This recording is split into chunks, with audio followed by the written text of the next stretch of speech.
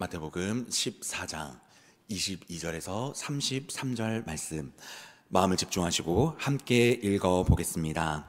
예수께서 즉시 제자들을 재촉하사 자기가 무리를 보내는 동안에 배를 타고 앞서 건너편으로 가게 하시고 무리를 보내신 후에 기도하러 따로 산에 올라가시니라.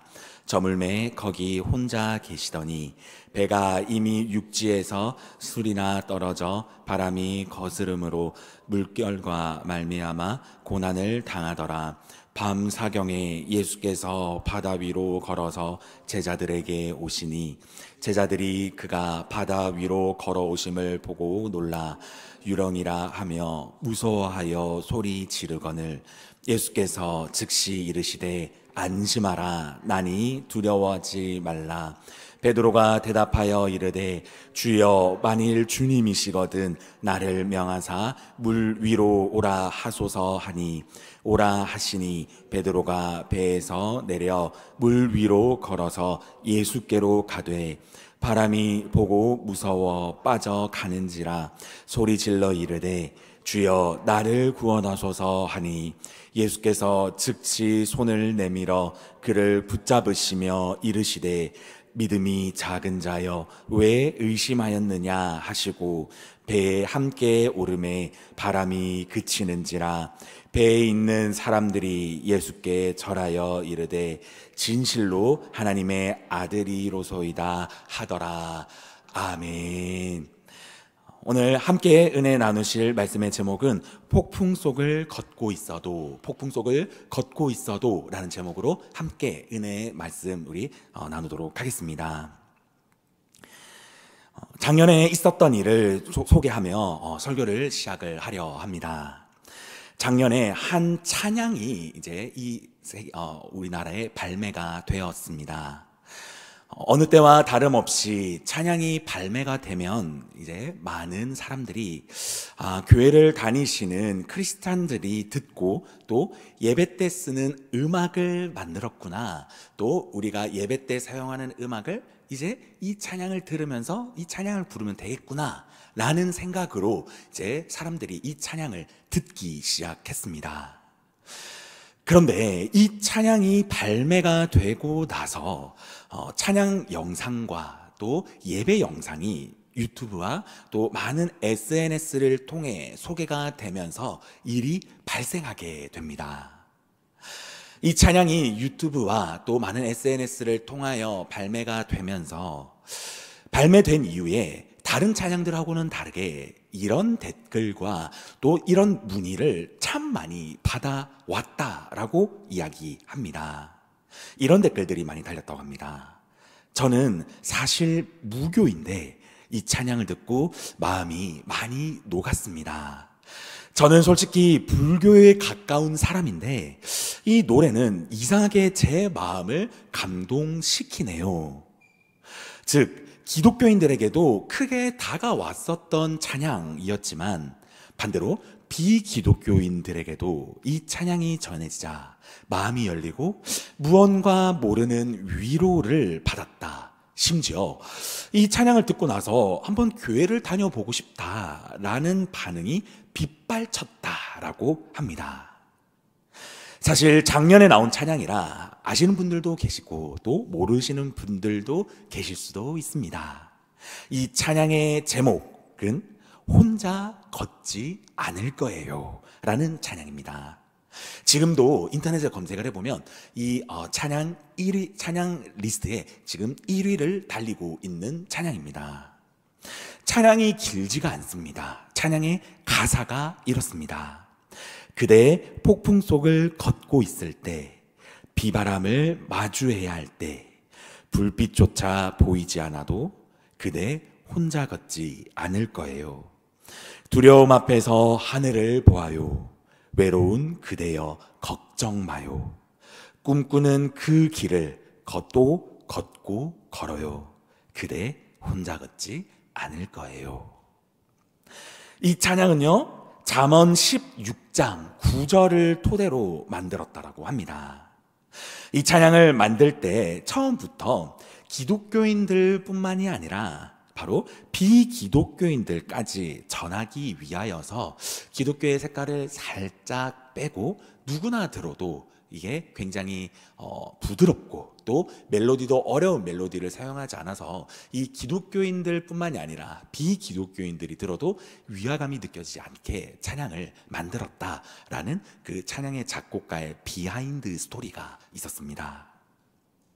그리고 이 찬양을 만들 때에 어떤 것을 공감할까라는 고민을 하였을 때에 바로 고난이라고 하는 소재를 가지고 어떻게 이 고난을 이겨 나아가야 하나라는 찬양의 가사를 담은 곡이 바로 이 찬양이라고 소개를 하고 있습니다. 이만큼 믿는 우리들에게도 이 고난이라고 하는 것에 민감하면서 큰 관심을 가지고 있지만 반대로 비기독교인들에게도 이 고난이라고 하는 것은요, 고민할 수밖에 없고 또 고난 빠지면 우리는 어떻게 해야 되나라는 고민이 여전히 남아 있다라는 것을 이 찬양의 유행을 통해서 알 수 있는 대목입니다. 오늘 이 본문은요, 우리들에게 이 수없이 강력한 고난 앞에 무력한 인간의 모습을 보여주고요. 그리고 그 고난 앞에서 우리는 어떤 마음으로 주님 앞에 나아가야 되는지 베드로가 너무나도 잘 보여주는 본문입니다. 오늘 이 말씀 묵상을 통해서 주님이 주시는 큰 은혜와 말씀을 누려 우리가 이 말씀을 기억하여서요, 이 말씀을 이루어 나아갈 수 있는 저와 우리 모든 성도님들이 되시기를 예수님의 이름으로 간절히 소망합니다. 오늘 말씀의 배경은요, 예수님이 사역을 마치시고 난 뒤에 주님은 기도를 하러 가시게 됩니다. 그리고 반대로 제자들은 배를 타고 나아간다라고 오늘 본문은 시작하고 있습니다. 오늘 본문의 배경은요, 마태복음에서는 이야기하고 있지는 않지만 평행 말씀인 요한복음 6장을 보게 되면 오늘 이 호수, 제자들이 배를 타고 있는 호수는 갈릴리 바다다라고 요한복음 6장 1절은 이야기하고 있습니다. 우리에게 잘 알려진 갈릴리 호수가 바로 그곳이지요. 성경에서 갈릴리를 바다라고 이야기를 하는 이유가 있습니다. 왜냐하면요, 갈릴리 호수는 호수 크기가 아니기 때문입니다. 제가 기회가 되어서 어렸을 때 이 갈릴리 호수를 가본 적이 있습니다. 그때 처음 갔을 때에 이 갈릴리 호수를 보고 딱 처음 이야기하고 느꼈던 느낌은 여기 호수 맞아? 여기 바다 아닌가? 라는 정도로 느낄 정도로 굉장히 큰 호수를 보여주었었습니다. 갈릴리 호수의 깊이는 지금 그 거리로 환산하면 약 43m로 당시에 호수치고는 꽤 깊은 곳이 바로 이 갈릴리 호수였습니다. 제자들은요, 이 바다와도 같은 갈릴리 호수를 배를 타고 가게 된다라는 것이죠. 그리고 이들은 폭풍우와 바다의 고난을 오늘 만나게 됩니다. 호수의 한 가운데에서 아무것도 보이지 않았을 겁니다. 그 깜깜한 상황에 배가 뒤집히기 직전의 그 상황 속, 그 바다와도 같은 그 호수 속에 동서남북 아무것도 보이지 않던 그 상황, 43m라고 하는 그 깊은 곳을 자랑하는 이 호수에 빠지게 되면 이들은 살 수 없다라는 것을 이들은 잘 알고 있었을 것입니다. 이들은요, 이 어려운 상황 가운데에서 그들의 노하우로 최선을 다해 버티고 또 버텨 그 어려움을 헤쳐 나아가고 있었을 것입니다. 그렇지만요, 그들도 기진맥진하였을 것이고 포기해야 될까? 우리는 이제 끝일까? 라는 그 마음이 들 때쯤 이들에게 무언가 다가오게 오게 됩니다. 25절에서 27절 말씀입니다. 밤 사경에 예수께서 바다 위로 걸어서 제자들에게 오시니 제자들이 그가 바다 위로 걸어오심을 보고 놀라 유령이라 하며 무서워하여 소리 지르거늘 예수께서 즉시 이르시되 안심하라 나니 두려워하지 말라 라고 이야기하고 있습니다. 너무 힘들어 포기하고 싶은 그 상황에 바다 위로 뭔가 걸어오는 것도 무섭지만 이들을 부르는 목소리가 있다라는 거, 이 모든 것조차도 사실 이들에게는요 엄청난 고통과 공포였을 것입니다. 그리고 그들은 그걸 보면서 유령이다라고 이야기를 하며 이들의 가지고 있던 본능과 이들이 절제절명의 상황에서 이들의 본능이 그리고 이들의 마음에 있는 그 미는 바닥에 있는 그 속마음이 드러난 이야기가 바로 유령이다라는 고백이었습니다. 그런데요, 베드로가 정신을 차리고 이 목소리를 들어보니까 목소리가 어디에서 듣던 목소리였던 겁니다. 그리고 그 폭풍우 속에서 정신을 차리고 물 위에 계신 그분을 보니 그 전체 몸 실루엣을 어디서 본 것 같은데 라고 하는 그 감정을 느꼈던 것이죠. 아, 예수님이다. 아, 오늘 우리와 함께 하였었던 예수님이네.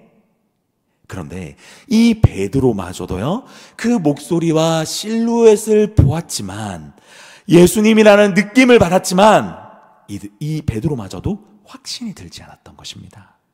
그래서 베드로가 예수님께 어떻게 이야기하시는 줄 아십니까? 28절입니다. 베드로가 대답하여 이르되 주여 만일 주님이시거든 나를 명하여 물 위로 오라 하소서 하니 라고 베드로는 예수님께 고백합니다. 주님, 목소리와 실루엣을 보니까 아까 내가 만났던, 아까 내가 주님과 이야기했던 그 주님인 것 같은데 혹시, 진짜 혹시 주님이시면 주님, 상식에 맞지 않는 이야기이지만 내가 이 물 위를 걸을 수 있게 저에게 허락하여 주시옵소서 라고 주님께 이야기한 것이죠. 베드로가 이런 절제절명의 상황에서 이렇게 이야기한 것, 베드로가 믿음이 좋아서 그리고 신앙심이 매우 깊고 해서 이런 말을 주님께 했을까요? 베드로가 진짜 주님임을 확신했기에 이 말을 주님 앞에 했을까요? 지금 배가 뒤집어질 수 있는 상황에서 베드로는요, 그렇다고 한다면 어떤 마음으로 이 말을 주님께 던졌을까요? 베드로는요, 주님과 함께 했던 그 모든 순간들, 그리고 추억들, 주님이 위로하시고 주님과 부둥켜 안고 또 주님과 함께 기뻐하던 그 순간, 또 주님과 함께 눈물을 흘리던 그 순간, 또 주님과 함께 시간을 보내며 주님과의 관계가 이 절제절명의 순간에 베드로 마음 가운데 떠올랐다는 것입니다. 그리고요, 그 모든 한순간 한순간이 정말 그 주님이라고 생각할 수 없는 그 순간에 주님이라고 바라볼 수 있는 그 힘을 준 것이 바로 다름이 아니라 그 한순간 한순간이 베드로 마음 가운데 빛이 났기 때문입니다. 주님이 오라 하시는 그 말씀, 베드로는요, 오늘 이 고백을 통해서 만일 주님이라면 베드로의 마음 가운데는요, 진짜 믿음이 없었습니다. 만일 주님이라면 이 말은요, 베드로 마음 가운데 확신이 아니라 의심이 들었지만 그 목소리와 실루엣을 보면서 내가 긴가민가 하지만 주님, 내가 주님임을 이 마음 가운데 내가 믿고 나아가니 주님, 내가 이 물을 걷게 해주십시오. 이 고백을 통해서, 그리고 그 고백 안에 내가 주님과 함께 했었던 추억이 있지. 내가 주님과 함께 했었던 그 동거동락이 있었지. 내가 주님과 함께 했었던 그 기쁨과 그 슬픔과 그리고 그 어려움이 내 마음 가운데 있었지. 그 추억, 그것이 생각이 나니까 내가 주님 말씀을 순종하며 나아가게 된 것입니다. 베드로는요, 이 말도 안 되는 상황, 말도 안 되는 이 말이었지만 그 주님과의 뜨거운 관계 덕분에 주님을 알아보게 되었고, 폭풍과 파도가 눈앞에 보이는데도 그 문제를 넘어서 말씀에 순종하여 그는요, 말씀 위, 물 위를 걷기 시작하게 된 것입니다. 그리고 그는 확신하게 된 것입니다. 아, 저분은 내 사랑하는 주님이구나. 아, 저분은 나와 함께 하셨던 주님이구나. 아, 저분은 나의 물 위를 걷게끔 하시는 하나님의 아들이구나 라고 느꼈을 것입니다. 그런데요, 오늘 여기에서 말씀은 끝나지 않습니다. 베드로에게 어떤 일이 발생합니까? 30절과 31절입니다. 바람을 보고 무서워 빠져가는지라 소리질러 이르되 주여 나를 구원하소서 하니 예수께서 즉시 손을 내밀어 그를 붙잡으시며 이르시되 믿음이 적은 자여 왜 의심하였느냐 하시고, 베드로에게 이런 확신이 들고 사실 끝이 났었으면 참 좋은 말씀으로 끝날 수도 있었습니다. 그렇지만요, 베드로에게 예수님만 보였던 것이 아닙니다. 예수님을 바라보고 아, 내 사랑하는 주님이다 라고 생각할 때쯤 베드로의 눈과 베드로의 귀와 베드로의 모든 오감이 바람을 느끼기 시작했습니다. 그리고 폭풍을 느끼기 시작했습니다. 그 비를 듣기 시작했습니다. 그의 눈앞에는요, 본인이 처해져 있는 문제, 그의 귀는요, 본인이 처해져 있는 어려움이 들리고요, 본인의 이 모든 이 오감이 예수님을 바라보다가 나의 상황을 듣기 시작한 것입니다. 그 생각과 그 모든 것이 주님께 향하는 믿음보다 더 커지게 되니까 그는 물에 빠지게 된 것이죠. 예수님은요, 그를 끌어올려 함께 배에 타게 됩니다. 그리고 오늘 말씀에서 이야기를 하십니다. 얘야, 왜 믿음이 적니? 아까까지는 좋았잖니? 왜 믿음을 이렇게 적게 너가 마음을 먹었니? 예수님께서는 베드로에게 말씀하시며 베드로와 함께 배에 올라탑니다. 그리고 나서 성경은요, 예수님께서 배에 올라타자마자 모든 폭풍우가 잠잠해지고 파도가 잔잔해지며 모든 어려움 상황이 해결이 된다라고 오늘 본문은 우리들에게 이야기를 하고 있습니다. 우리 사랑하는 공항교회 성도님 여러분, 오늘 말씀을 통하여서 우리들에게 말씀하시는 메시지는 정확하고 확실합니다. 지금 우리의 삶에서 내가 처한 어려운 고난, 고민, 어려움 혹시 지금 마주하고 있지는 않으십니까?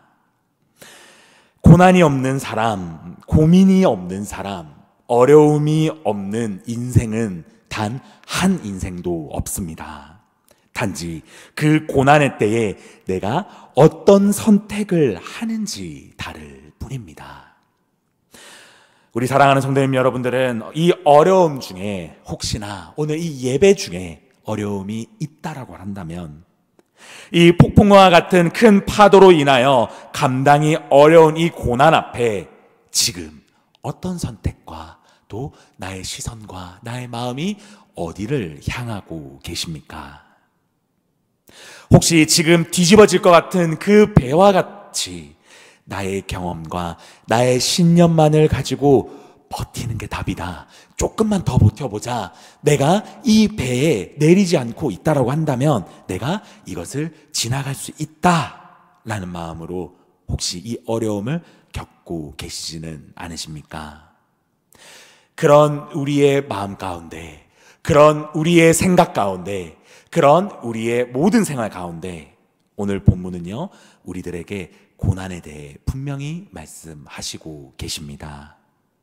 주님은 이 고난은 우리의 신앙을 다시 한번 체크해보고 이 고난을 통해 나의 시선과 나의 마음이 지금 어디에 있는지를 돌아보라 라고 말씀하시고 계십니다. 이 고난을 통해 우리가 주님께 마음과 시선이 집중되지 않는다라고 한다면 우리는 비바람과 폭풍으로 인해 주님을 볼 수 없게 되고 문제는 더 크게 보일 뿐만 아니라 고난도 더 크게 보이게 되어 진짜 해결책인, 진짜 우리가 바라봐야 될 것, 진짜 우리가 붙잡아야 될 주님을 기억하지 못하게 되고 붙들지 못하게 되고 결국에는 문제에만 집중할 수밖에 없는 인생을 살아갈 수밖에 없다라고 오늘 본문은 우리들에게 정확하고 확실하게 이야기하고 있습니다. 우리 사랑하는 성도님 여러분, 다시 한 번 더 묻겠습니다. 혹시 고난 가운데 계시지 않으십니까? 혹시 다른 사람들에게는 말할 수 없는 어려움에 처해져 있지 않습니까? 혹시 그 어려운 가운데에서 내가 하나님을 붙들지 않고 내가 내 힘으로만 지금 이 어려운 고난길을 한 발짝 한 발짝 걸어가고 계시지는 않으십니까? 아니면 고난이 다가왔지는 않지만 아직 내 마음 가운데 평온한 마음이 있지는 않으십니까? 이 모든 마음의 상태, 오늘 본문은요, 우리가 이 말씀을 통하여 반드시 기억해야 될 것이 있습니다. 주님은요, 우리가 고난을 겪고 있든지 고난을 겪고 있지 않든지 그 모든 마음 가운데, 그 모든 인생 가운데 주님은 여전히 우리의 마음 가운데 함께 하시고 계십니다. 우리의 마음 어디에 계십니까? 우리의 마음 한 자리, 우리의 옆자리에 떡하니 살아 계십니다. 단지요, 우리가 주님을 기억을 하지 못하고 우리가 주님을 찾지 못했기 때문에 우리가 고난을 당할 때, 우리가 어려움을 당할 때, 우리가 우리의 신앙이 드러나야 될 때에 우리가 주님을 바라보지 못하며 내 옆에 주님이 계시다라는 것을 잊는 모습이 바로 그것이 우리의 모습이라는 것을 오늘 본문은 우리들에게 이야기를 하고 있습니다. 고난 앞에서 원망이 나올 수밖에 없는 우리의 모습들, 그 모습이 왜 우리가 그런 모습을 가지고 있습니까? 우리가 예수님께서 옆에 계시지만 고난 가운데, 어려움 가운데 예수님께서 나와 함께하고 계시다라는 그 마음이 그 어려운 상황 가운데 발현이 돼야 되는데, 드러나야 되는데 그것을 우리가 기억하지 못하기 때문에 우리가 예수님의 이름을 찾지 못하고 있지 않나 라고 오늘 우리가 이 본문을 통해서 묵상해 봐야 된다는 것입니다.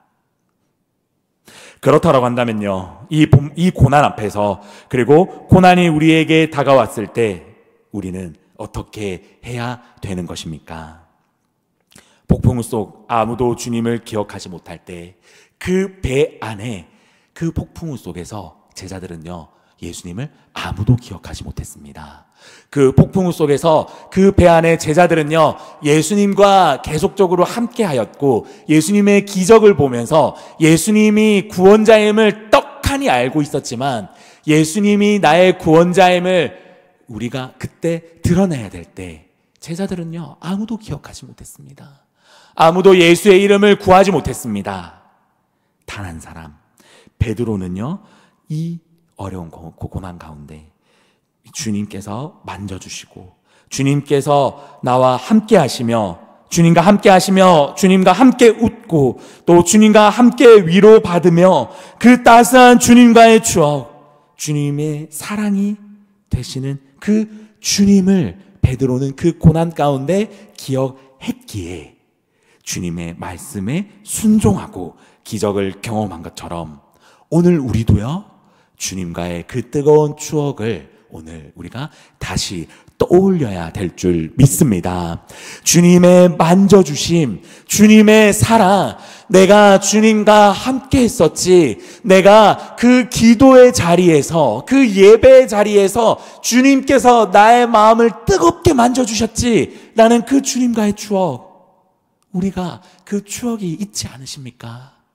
주님이 나의 마음을 만져주시며 주님이 나의 눈물을 닦아주시며 주님이 나의 모든 삶에서 함께 하시며 나의 위로가 되어주셨지 라는 그 마음을 혹시나 잊고 있지는 않으십니까? 오늘 본문은요, 우리들에게 이것을 떠올려야 된다. 그래야 우리가 그 폭풍 가운데 우리가 강력한 믿음을 하나님 앞에 올려드릴 수 있다 라고 오늘 본문은 우리들에게 말씀하시고 계신 줄 믿으시기 바랍니다. 우리가 이 마음을 떠올려야 될 때, 우리가 다시 한 번 더 주님의 그 뜨거운 마음을 회복해야 될 때, 우리가 성경에서 이야기하는 이 믿음을 하나님 앞에 올려드릴 수 있음을 믿으시기 바랍니다. 강력한 믿음은요, 주님을 바라보는 그 강력한 믿음은요, 다른 것이 아닙니다. 바로 여기서부터 시작하는 것입니다. 주님이 나에게 주신 그 사랑을 떠올리는 것, 주님이 나에게 은혜를 주신 것을 떠올리는 것, 주님이 나에게 나의 구원자임을, 또 주님이 나를 사랑했다라는 것을 떠올리는 것, 그것을 회복하는 것이 바로 우리가 강력한 믿음을 가지는 첫 번째 단계이며, 그리고 그것을 떠올릴 때만이 우리가 그 폭풍우 속에 계신 주님, 그리고 그 어려움 가운데 계신 주님을 우리가 바라볼 수 있음을 믿으시기 바랍니다. 우리가 이 추억을 떠올리는 것, 그리고 이 주님께서 만져주심을 우리가 기억해내는 것, 우리가 남은 2025년도 우리가 남은 이 시간들을 보내며 또 예배를 회복하며 우리가 회복해야 될 마음은 바로 이 마음인 줄 믿으시기 바랍니다. 우리가 말씀을 마무리하도록 하겠습니다. 다시 우리가 이 일주일의 중간, 이 수요일, 다시 세상으로 나아가는 이 시간, 우리의 시선은 지금 아직도 폭풍 속에만 내 마음과 시선을 두고 계시지는 않으십니까? 폭풍 너머에 계시는 우리 주님을 바라보십시다. 어려움 한가운데 이거를 이겨내고자 초청하시는 주님에게 우리가 오늘 다시 한 번 더 달려가기를 소망합니다. 말도 안 되는 상황과 말도 안 되는 고통이 나를 찾아오더라도 주님은요, 오늘도 우리의 마음을 만져주십니다. 그리고 오늘 우리들에게 초청하십니다. 사랑하는 내 아들아, 사랑하는 내 딸아, 내가 너를 회복하겠다. 내가 너를 만져주겠다. 너의 그 눈물을 닦아주겠다. 이 폭풍우 가운데, 이 어려움 가운데 너의 눈과 귀가 이 폭풍우를 바라보더라도 그 너머에 있는 나를 바라보아라. 나를 바라보며 달려오거라. 말도 안 되는 상황, 말도 안 되는 은혜로 너를 구원하겠다 라고는 그 음성을 오늘 우리가 믿음으로 받고 달려갈 수 있는 저와 우리 모든 성도님들이 되시기를 예수님의 이름으로 간절히 소망합니다. 그래서 우리에게 처해져 있는 많은 문제들을요, 그리고 또 우리들의 처해질 많은 문제에 앞서서 우리가 주님께서는 나의 옆에 계심을, 주님께서는 내가 절제절명의 상황에서도 내 옆에 계심을 잊지 마시기 바랍니다. 우리가 잊지 않기 위해서 어떻게 해야 됩니까?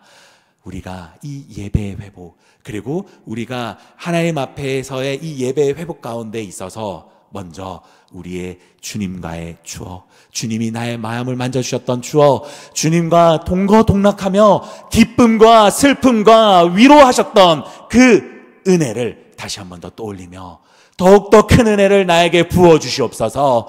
더욱더 큰 만져주심을 나에게 허락하여 주시옵소서. 주님, 나의 이 길은 혼자 걷지 않겠습니다. 라는 그 고백으로 이번 남은 일주일간 승리하며 달려가실 수 있는 모든 성도님들이 되시기를 예수 그리스도 이름으로 간절히 소망합니다. 아멘.